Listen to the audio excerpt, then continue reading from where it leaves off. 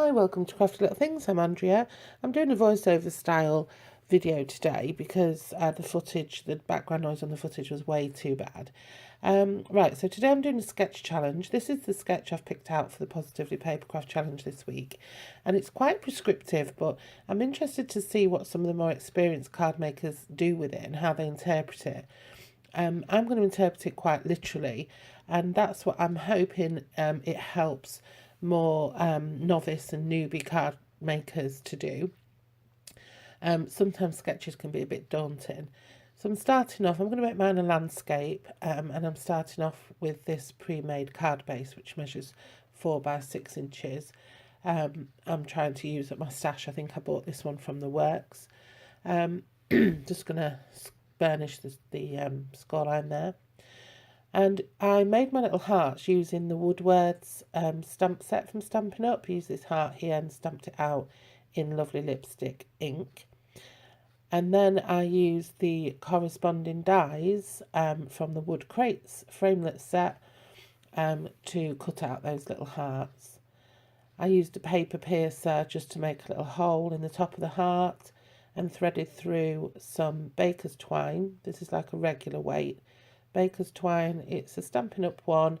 I think the colour's Cherry Cobbler, and I think I got it in a duo pack on a clearance sale from a Christmas sort of catalogue.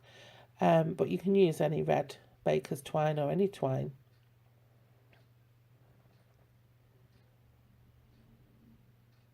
I've left the twine quite long because I want my hearts to have different lengths.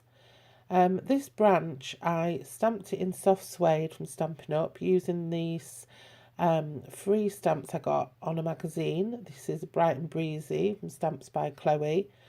And then I just fussy cut it out. And I'm going to attach that here using some dimensionals. What I do is I cut up some of the edging strips and just put them where I can, put full dimensionals where I can as well. Before I do that though, I'm going to make a little bit of a background, and I'm using this stencil mask which I got in a recent haul from Clearly Besotted. It's got a really tiny little cute heart design on it, and I'm using Soft Sky ink by Stampin' Up, and I'm using a blender, a sponge dauber, and I'm just daubing very lightly. I end up with a very sort of subtle, hardly there sort of heart effect, which is what I wanted. I have mixed the Soft Sky with a tiny little bit of lemon lime twist just to give it more of a sort of a minty look. And so I'm just daubing this all over so that it goes through onto the card. I don't want it to be too obvious, so I'm going for a really subtle look.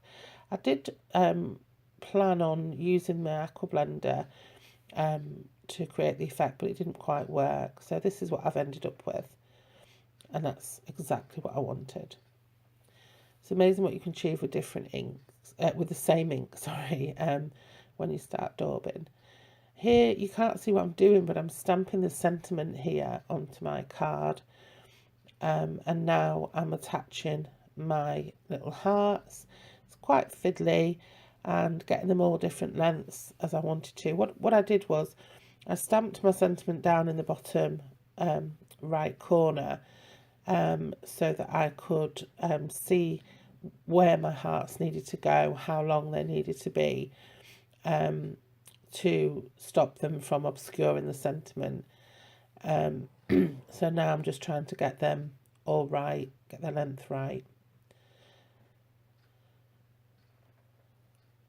Okay, I haven't attached them to the branch with anything other than just tying them on, but the dimensionals are kind of dotted along in between the hearts, so they'll stop them all from sliding to one end or something like that. And like I said, I used the edging strip. You can see the edging strip's gone on that dimensional sheet on the right. I used that, but there were a couple of places where I could use a full dimensional, and I could have used mini dimensionals, but I couldn't find them. I've had a bit of a clear up and I don't know where I've put them. So all my hearts are attached now. It's looking quite pretty already. You can just see that background a little bit, and you can just see the sentiment there now.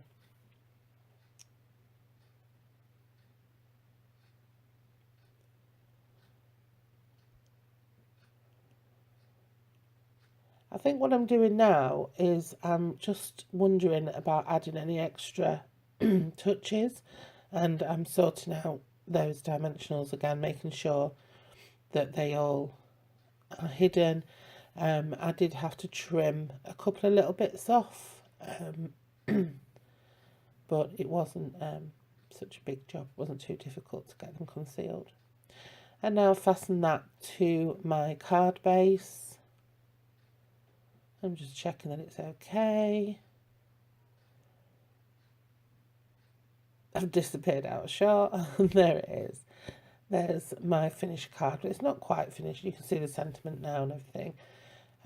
What I'm going to do now is I'm going to add some Wink Stella to the hearts. Wink Stella is a great product. I also add some to the branch as well, as you can see. It just adds a little tiny touch of glimmer. It's not. It's really, really, really super fine glitter. In like a clear ink, and it just adds a little shimmer to projects. I used to wonder what on earth it was when I heard other people talking about it when I first started card making, and once I was actually gifted some, and once I had that I was away. I've been addicted to it ever since. And now just to do the little heart, if you remember on the sketch there was a little heart next to the sentiment. I'm just using that stencil mask again, and I'm just using a real red marker, and I'm just adding that through there. And there we go. There's my finished card.